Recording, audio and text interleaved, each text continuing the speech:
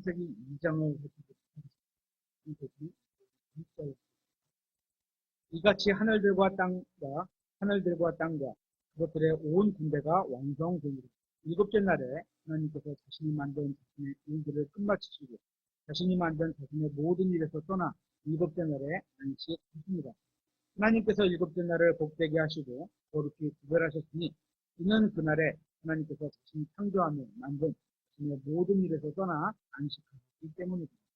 땅과 하늘이 창조된 때, 곧 주 하나님께서 그것들을 만드시고 그들의 모든 초목이 땅에 있기 전에 초목을 만드시며 그들의 모든 채소가 자라기 전에 채소를 만드신 날에 하늘들과 땅의 생성물들이 이러하니라. 그때에는 주 하나님께서 땅에 비가 내리지 아니하게 하셨고 땅을 갈 사람도 없었으며 다만 안개가 땅에서 올라와 온 지면을 덮쳤더라. 주 하나님께서 땅의 흙으로 사람을 지으시고 생명의 숨을 그 콧구멍에 불어넣으시니 사람이 살아있는 꿈이 되리라. 하나님께서는 인간을 돌이나 철로 만들지 않으셨습니다. 좀 나약하게 만드셨다는 거죠. 주님께서는 인간을 땅의 흙, 정확히 말하면 땅의 먼지로 만드셨습니다. 시편 103편 14절에 이는 그분께서 우리의 구조를 아시며 우리가 흙임을 기억하게 하시기 때문입니다. 흙이라고 번역을 했거든요. 먼저번 그 가르치는 번역판에는 먼지, 더스트라고 그냥 이민들을 번역했는데 이번에 좀 의역을 하셨네요. 번역이 좀 나아진 것도 있지만 안 좋아진 것도 좀 힘듭니다. 사람은 모든 짐승보다 뛰어나게 창조되었지만 그렇다고 더 강하게 창조되지는 않았습니다. 성경에 의하면 사람은 육체적으로 매우 약해서 집과 도구 같은 것들이 필요로 합니다. 사람은 육체만 나약한 것이 아니라 정신도 나약합니다. 그래서 성경은 사람을 기른 양으로도 묘사하는 것을 보입니다.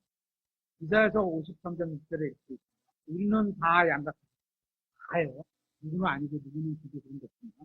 우리는 다 양같아서 길을 잃고 각각 자기 길로 돌아섰는데 주께서는 우리 모두의 불법을 그에게 주셨습니다. 주님께서는 사람을 식물 중에서도 가장 약한 풀로 묘사하고 있는 것을 보입니다. 이사야서 40장 6절에 보면 이렇게 되어 있습니다. 그 소리가 이르되 외치라 하니 그가 이르기를 내가 무엇이라 외치리까 하매 모든 육체는 풀이요 육체의 모든 아름다움은 들의 꽃과 같습니다. 풀은 마르고 꽃은 시드나니 이는 주의 영이 그 위에 불기 때문이다. 참으로 백성은 풀이니라고 말씀드리고 있습니다. 또 야고보서 1장 10절에도 비슷한 말씀이 있는데요. 부유한 자는 자기가 낮아진 것을 기뻐할지니라. 이는 풀의 꽃과 같이 그가 사라질 것이기 때문이라. 해가 뜨거운 열기와 함께 돋자마자 풀을 말리면 그것의 꽃이 떨어져 그것의 외형의 아름다움이 없어지나니 유한 사람도 자기 길들에서 이와 같이 사라진다. 또한 사람은 스스로를 충분히 채울 수가 없는 존재입니다. 그래서 하나님께서는 사람을 독립적인 존재가 아닌 의존하는 존재로 만드셨습니다. 첫 번째 의존해야 되는 게 하나님이십니다. 그래서 오직 창조자 하나님이신 예수님 안에서만 채움을 받을 수가 있는 겁니다. 사람의 비참함은 정신과 육체의 나약함에서부터 옵니다. 하지만 절망할 필요는 없습니다. 주님께서는 사람을 위해서 이 모든 나약함을 허락해 주셨고 그것을 채우실 특별한 계획을 가지고 계시기 때문입니다. 우리는 나약함과 공허함을 채우기 위해 반드시 하나님께로 돌아와야 합니다. 창세기 2장 8절입니다. 주 하나님께서 동쪽에 있는 에덴에 동산을 세우시고 자신이 지은 남자를 거기 두셨으며 또 주 하나님께서 보기에 아름답고 먹기에 좋은 모든 나무가 땅에서 자라게 하셨는데 그 동산 한가운데에는 또한 생명나무와 선악을 알게 하는 나무가 있더라. 한 강이 에덴에서 나와 동산을 적시고 거기로부터 갈라져 네 근원이 되었는데 첫째 강의 이름은 기손입니다. 이것은 금이 있는 하윌라 온 땅을 두루 부르는 강이며 그 땅의 금은 좋고 거기에는 벨리움과 줄만어 보석이 있느니라. 둘째 강의 이름은 기혼인데 바로 그것은 에디오피아 온 땅을 두르는 강이며 셋째 강의 이름은 히데겔인데 이것은 아시리아 동쪽으로 가는 강이고 넷째 강은 유프라테스입니다. 성경에는 물의 창조에 대한 언급은 없습니다. 그냥 잊고 시작하는 거예요. 그러니까 1장 1절 이후에 어딘가에서 창조하셨는데 성경에는 표시가 없는 거죠. 그리고 물은 지구상에 있는 것들 중에서 매우 특별한데 생명체가 물로부터 나오는 것을 보게 됩니다. 그래서 창세기 1장 20절에 하나님께서 이르시되 물들은 생명이 있어 움직이는 창조물과 땅 위 하늘에 열린 궁창에서 날아다니는 날짐승들을 풍성히 내라 하시고 물들로부터 생명을 내셨어요. 새롭게 창조된 인간은 무죄한 상태에서 에덴의 동산에 거했습니다. 인간은 하나님과 아무런 문제없이 지냈습니다. 특히 생명을 풍요롭게 하는 강이 흐르고 있었다는 사실을 기억해 볼 필요가 있습니다. 대환란 이후에 주님께서는 천년왕국을 세우실 것이고 그때에 다시 에덴 동산의 평화를 능가하는 그런 평화가 찾아오게 될 겁니다. 에덴 동산에서 강이 흘러나왔던 것처럼 새 예루살렘에서도 주님의 왕자에서 강이 흘러나와 온 세상을 정화시키고 치유하게 된 것을 보게 됩니다. 계시록 22장 1절에 이렇게 되어 있습니다. 또 그가 하나님과 어린 양의 왕자로부터 흘러나오는 수정 같은 맑은 생명수의 정결한 강을 내게 보여주십니다. 그 도시의 거리 한가운데와 강의 양쪽에는 생명나무가 있어 그것이 12종류의 열매들을 맺고 종류가 12개의 종류의 열매를 맺는 거예요. 신기하죠? 또 달마다 자기 열매를 냈으며 이 12개가 매달 자기 열매를 내는 거예요. 그 나무의 잎사귀들은 그 민족들을 치유하기 위해 있더라. 성경에 보면 잎사귀를 통해서 이렇게 치유하시는 뭐 이렇게 말씀들이 나오잖아요. 그래서 우리 약을 연구하는 사람은 진포미, 은행잎에서 뭐 추출해갖고 하는 거, 성경에 의해서 나오는 그런 것들이죠. 이렇게 강은 하나님과 인간이 완전한 합성 가운데 있음을 보여주고 있습니다. 인간이 타락하기 전에 강이 흐르던 곳에서 하나님과 평화롭게 지냈던 것처럼 새 예루살렘에서도 주님으로부터 강이 흐르고 인간은 다시 천국 하나님과 평화롭게 지내게 될 것을 말씀하고 있습니다. 하지만 구원받은 사람은 미리 새 예루살렘에 맛볼 수 있습니다. 왜냐하면 죄들을 용서받고 다시 태어난 사람들은 내주하시는 주님으로부터 생수의 강이 흘러나올 것이라고 성경은 말하고 있습니다. 성령님을 얘기하는 것이죠. 이 세상으로부터 누릴 수, 그래서 생수의 강을 이 세상에서 사는 동안에도 누릴 수 있는 겁니다.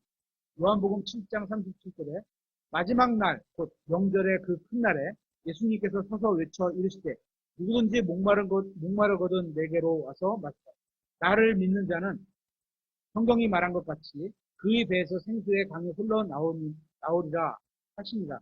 그러나 이것은 그분께서 자기를 믿는 자들이 받을 성령에 대하여 말씀하신 것이더라. 예수님께서 아직 영광을 받지 아니하셨으므로 아직 성령님이 주어지지 아니하셨습니다. 다시 창세기 2장 15절로 와서 주 하나님께서 남자를 데려다가 에덴 동산에 두사 그것을 가꾸고 지키게 하시며 주 하나님께서 남자에게 명령하여 이르시되 동산의 모든 나무에서 나는 것은 네가 마음대로 먹어도 되지만 선악을 알게 하는 나무에서 나는 것은 먹지 말라. 네가 그 나무에서 나는 것을 먹는 날에 반드시 죽으리라 했습니다. 어떤 사람들은 이라는 것이 죄에 대한 벌이라고 생각합니다. 하지만 성경은 그렇게 말씀하신 적이 없습니다. 인간이 죄를 짓기 전에도 하나님께서는 사람에게 일하라고 말씀하셨습니다. 그러므로 일하는 것은 죄의 결과나 형벌이 아니라 사람의 권리이자 의무라고 하나님께서는 인간에게 동산을 가꾸고 지키게 하셨습니다. 여기서 가꾸고 지키는 것은 육체적으로 일하는 겁니다. 여기서 지킨다는 것은 유지한다는 의미를 갖고 있습니다. 그러니까 인간은 하나님께서 창조하신 것을 보존하는 일을 맡았던 것입니다. 또한 동물의 이름을 지어주는 것을 보아 육체적인 일뿐만 아니라 지적인 일도 포함하고 있는 것을 보게 됩니다. 이렇게 일을 통해서 인간의 육체와 정신의 건강이 어느 정도 유지할 수 있었음을 볼 수 있습니다. 일을 해야지 육체적인 건강도 있고 또 일을 하면서 머리를 써야지 정신적인 건강도 있게 될 수 있는 거죠. 그러므로 일은 하나님께서 인간을 향한 계획하신 인생의 한 부분이라고 하늘나라에서는 더 이상 아무 일도 하지 않을 거라고 생각하는 것은 이성경적인 착각입니다. 물론 구원받은 사람들은 안식하게 될 겁니다. 마음의 평화가 있죠. 마음의 휴식이. 하지만 안식과 게으름을 혼동하지는 말아요. 구원받은 사람들은 하나님을 섬기는 최고의 일을 하게 됩니다. 계시록 22장 3절에 다시는 저주가 없을 것이며 하나님과 어린 양의 왕자가 그 안에 있어서 그분의 종들이, 우리도 그분의 종들이죠. 종들이 그분을 섬기고. 계시록 22장에는 맨 끝입니다.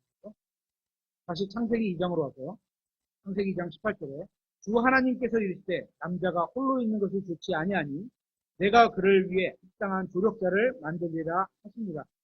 주 하나님께서 들의 모든 짐승과 공중의 모든 날짐승을 땅에서 지으시고 아담이 그것들을 무엇이라고 부르는지 보시려고 그것들을 그에게 데려오시니 아담이 모든 살아있는 창조물들을 무엇이라 부르든지 그것이 그 창조물의 이름이 될 때 아담이 모든 가축과 공중의 날짐승과 들의 모든 짐승에게 이름을 주었으나 아담을 위해서는 그를 위한 합당한 조력자가 발견되지 아니하였다. 하나님께서는 인간을 혼자 있을 수 없는 존재로 만드셨습니다.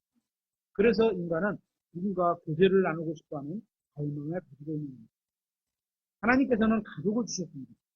하나님께서는 남자의 모든 육체적, 정신적 필요를 부응하도록 협력자로 여자를 주셨습니다.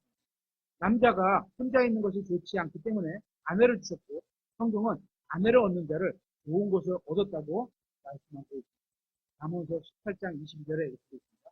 누구든지 아내를 얻는 자는 좋은 것을 얻고 주의 호의를 얻느니라. 물론 독신으로 살며 오직 주님을 섬기는 데에만 집중하는 사람들도 있습니다. 최고는 그거죠. 우리 브리전스에 보면은 결혼을 안 하고 독신으로 정말 주님을 섬기기 위해서 혼자 독신으로 사는 것을 좋은 것으로 성경은 얘기를 하죠. 고린도전서 7장 8절에 이렇게 있습니다. 그러므로 내가 결혼하지 않는 자들과 과부들에게 말하노니 그들이 나처럼 지내는 것이 그들에게 좋으니라. 혼자 지내는 게 좋다는 거예요. 27절에 내가 아내에게 매여 있느냐? 벗어나려 하지 말고 벗어나려 하지 말라. 네가 아내에게서 벗어나 있느냐? 아내를 구하지 말라. 그러나 네가 결혼해도 죄를 짓지 아니하고 처녀가 결혼을 해도 죄를 짓지 아니하였지만 그럼에도 불구하고 그런 데들에게는 육신 안에 고난이 있으리라. 하지만 나는 너희를 아끼노라. 32절에 그러나 나는 너희가 염려 없이 지내기를 원하노라. 결혼하지 않는 남자는 죽게 속한 일을 염려하여 어떻게 주를 기쁘게 할까 하나. 이게 추상이죠. 그렇죠? 30절. 결혼한 남자는 결혼해도 잘못된 게 아닌 거죠. 결혼한 남자는 세상에 속한 일을 염려하여 어떻게 자기 아내를 기쁘게 할까 하느니라. 그러니까 하나님만 기쁘게 하는 삶을 살아야 되는데 결혼하게 되면 어느 정도 나눠지게 된다는 그런 얘기가 되죠. 34절. 또한 아내와 처녀 사이에도 차이가 있나니 결혼하지 않는 여자는 주의 일을 염려하여 몸과 영을 거룩하게 하려 하지만 결혼한 여자는 세상의 일들을 염려하여 어떻게 자기 남편을 기쁘게 할까 하느니라. 남편을 기쁘게 하는 게 잘못됐다는 얘기는 아닙니다. 전적으로 하나님을 섬기는 거에서 그만큼 비중이 둔다는 얘기를 하는 거겠죠. 성경이 말씀하시는 바는 오직 주님만을 기쁘게 하기 위해 독신으로 지낸다면 훌륭한 일이라는 겁니다. 하지만 그것은 의무가 아닙니다. 결혼 문제에 있어서 성경은 그리스도인들에게 어느 정도 자유를 유지하고 있습니다. 하지만 교회를 돌보는 일을 하는 사람들은 반드시 결혼해야 한다고 한 아내의 남편이고 반드시 이렇게 말씀하고 있는 것을 보게 됩니다. 주님께서는 남자를 위해 남자를 만들지 않으셨고 여자를 위해 여자를 만들지도 않으셨습니다. 그러므로 동성과 가족을 이루는 것은 남자와 남자끼리 가족을 이룬다.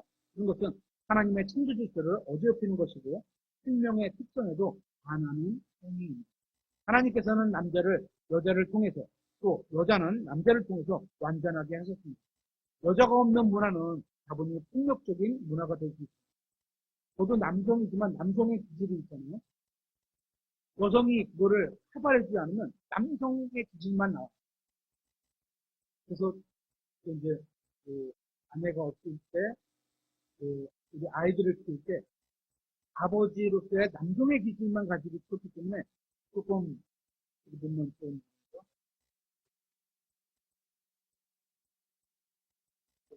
완성되지 못하는 그런 것이 있을 수 있어요. 이제 그거를 저희 어머니가 이제 채워주기도 하죠. 다분히 폭력적인 문화가 될 수 있습니다. 여자가 있어야만 균형을 이룰 수 있는 겁니다. 다분히 또 여자가 있는 거죠. 창세기 2장 21절에 주 하나님께서 아담을 깊은 잠에 빠지게 하시니 그가 잠들매 그분께서 그의 갈비뼈 중 하나를 취하시고 그것 대신 그 주변에 살을 메우신 뒤 주 하나님께서 남자에게서 취한 그 갈비뼈로 여자를 만드시고 그녀를 남자에게 데려오시니 하나님께서는 아담이 알지 못하는 사이에 그를 위해 놀라운 일을 하셨습니다. 아담은 주님께서 자신을 위해 특별한 수술을 행하신다는 사실을 전혀 알지 못했습니다. 아담의 모든 필요를 알고 계셨던 주님께서는 그의 필요를 채워주셨습니다. 아담은 아내를 달라고 기도한 적이 없었지만 하나님께서는 그에게 무엇이 부족한지 아셨고 그래서 아담이 자는 동안 주님께서 일을 하셨습니다. 아담이 잠에서 깨어났을 때 자기 앞에 그동안 찾아 헤매던 가장 필요한 존재가 있다는 사실을 알게 되었습니다.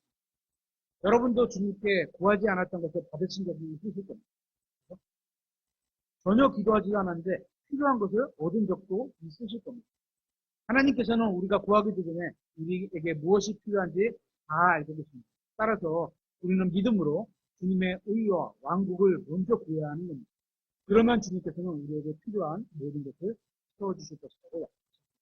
마태복음 6장 33절에 오히려 너희는 첫째로 하나님의 왕국과 그분의 의를 구하라. 그러면 그분께서 이 모든 것을 너희에게 이 모든 것을 우리의 필요를 말씀하십니다. 빌립보서 4장 6절에도 아무것도 염려하지 말고 오직 모든 일에 기도와 간구로 너희가 요청할 것들을 감사와 더불어 하나님께 알리라. 그러면 모든 이해를 뛰어넘는 하나님의 평강이 그리스도 예수님을 통해 저희 마음과 생각을 지키시자 말씀하고 있습니다. 주님께서 얼마나 많은 사고의 위험과 질병과 악한 자의 공격과 하늘로부터 우리를 보호해 주셨는지 모르실 겁니다. 그죠? 우리가 모르는 가운데 지켜주고 계시는 거예요. 주님께서 얼마나 자주 우리를 마귀의 공격으로부터 지켜주셨는지 모르실 겁니다. 우리에게 필요한 것은 오직 주님을 신뢰하고 감사드리며 주님께서 명령하신 우리가 해야 할 일들을 믿음으로 해 나가면 되는 겁니다. 나머지는 누구요? 하나님께서 자신의 말씀을 신실하게 지키십니다. 창세기 2장 24절에 그러므로 남자가 자기 아내와 어머니를 떠나 자기 아내와 연합하여 그들이 한 육체가 될지니라. 그들 곧 그 남자와 그의 아내가 둘 다 벗었으나 부끄러워하지 않으시더라. 결혼과 가정은 하나님께서 만드신 제도입니다. 따라서 성경은 결혼이 존귀하다고 말씀하고 있습니다. 히브리서 13장 4절에 결혼은 모든 사람들 가운데서 존귀한 것이니 잠자리를 더럽히지 말라. 그러나 음행을 일삼는 자들과 간음하는 자들은 하나님께서 심판하시리라. 이번 주 오후 성경 보시면 그의 징계에 대해서 배웠거든요. 이런 얘기죠. 음행과 간음하는 자들은 어떻게요? 당연히 하나님 앞에 회개하고 돌이켜서 살아가면 우리가 사랑으로 감쌀 수 있죠. 하지만 그걸 공공연히 드러내고 교회에서 이렇게 권면했는데 잊지 않는다면 내 쫓아가 이렇게 말씀드려요. 우리의 순결을 하나님께서 심판하시자. 여자는 남자로부터 나왔습니다. 그리고 남자를 위해 창조되었습니다. 고린도전서 11장 9절에 남자가 여자를 위해 창조되지 아니하고 여자가 남자를 위해 창조되었느니 이건 남자가 우월하다는 얘기가 아닙니다. 그렇기 때문에 남자는 여자가 없으면 완전해질 수 없는 겁니다. 성경은 아내를 남편의 몸이라고 부르고 있습니다. 아니라고 치면 이쪽이 나고 이쪽에 아내라고 치는 거죠. 성경에서 말씀드린 몸이라고 치니까 이쪽에 반이 하나도 없어. 아프거나 없어. 어떻게 돼요? 정상적으로 작용할 수가 없는 거죠. 에베소서 5장 28절에 이와 같이 남자들도 자기 아내를 자기 아내입니다. 남의 아내가 아니고 자기 몸같이 사랑해야만 하나니 자기 아내를 사랑하는 자는 자기를 사랑하느니라. 자기 몸이 한 몸이라 그랬으니까 자기 몸을 사랑하는 게 자기 아내를 사랑하는 거죠. 남자가 자신의 몸 절반을 잘라내면 죽는 것처럼 아내를 버리거나 멀리하면 도덕적으로나 영적으로 결코 온전해질 수가 없습니다. 이러한 영적 원리를 이해하면서 자신의 그리스도인의 가정은 영적인 문제와 관련이 있습니다. 일반적으로 정상적인 가정생활이 없다면 정상적인 교회생활이나 정상적인 영적 생활도 어렵게 됩니다. 그래서 성경은 이렇게 말씀하고 있습니다. 에베소서 5장 22절에 아내들아 너희 남편에게 복종하기를 주께 하듯하라. 이는 남편이 아내의 머리됨이 그리스도께서 교회의 머리 되심과 같기 때문이다. 그분은 아내하고 남편하고 싸우는데 왜 당신은 나를 사랑하지 않아 성경을 사랑하라는데 이렇게 싸우면 안 돼요. 그거는 하나님이 나에게 주신 말씀을 해야지 내가 하나님 역할을 막 아내에게 해버리면 안 됩니다. 아내에겐 또 하나님께서 주시는 말씀을 아내가 듣고 하면 됩니다. 그분은 그 몸의 구원자십니다. 그러므로 교회가 그리스도께 복종하듯 그렇게 아내들도 모든 일에 자기 남편에게 복종하십니다. 남편들아 너희 아내를 사랑하기를 그리스도께서 또한 교회를 사랑하사 교회를 위해 자신을 주신 것 같이 하라. 어떻게 했어요? 생명을 주셨어요. 그 정도로 사랑하라는 얘기입니다. 이것은 그분께서 말씀을 통해 물로 씻음으로 교회를 거룩히 구별하고 정결하게 되어 하시니에 또 그것을 점이나 주름이나 그것이 없는 영광스러운 교회로 자신 앞에 제시하려 하시며 교회가 거룩하고 흠이 없게 하려 하십니다. 이와 같이 남자들도 자기 아내를 자기 몸같이 사랑해야만 하니 자기 아내를 사랑하는 자는 자기를 사랑하느니라. 지금까지 어떤 남자도 자기 육체를 미워한 적이 없고 오히려 그것을 보살펴 자라게 하며 피곤하고 조금만 아프면 그냥 눕잖아요. 쉬고. 근데 아내가 피곤하고 힘들면 눕고 쉬게 해줘야지 나를 사랑하는 거랑 똑같이 사랑하는 거죠.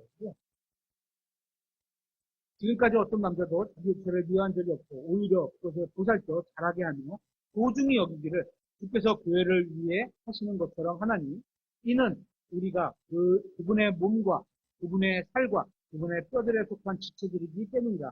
이런 까닭으로 남자가 자기 아버지와 어머니를 떠나 자기 아내와 결합하여 둘이 한 육체가 될지니라. 이것은 큰 신비입니다. 그러나 내가 그리스도와 교회에 대하여 말하노라. 그럼에도 불구하고 너희 각 사람이 자기를 사랑하듯 개별적으로 그렇게 자기 아내를 사랑하고 아내도 주의하여 자기 남편을 존경할지니라. 가정은 교회의 기초를 이루고 개인의 신앙에도 기대한 영향을 미치기 때문에 매우 중요하고 중요성이 크다고 할 수 있습니다. 성경은 여러 번에 걸쳐서 가정의 중요성을 계속 강조하고 있는 것을 오늘은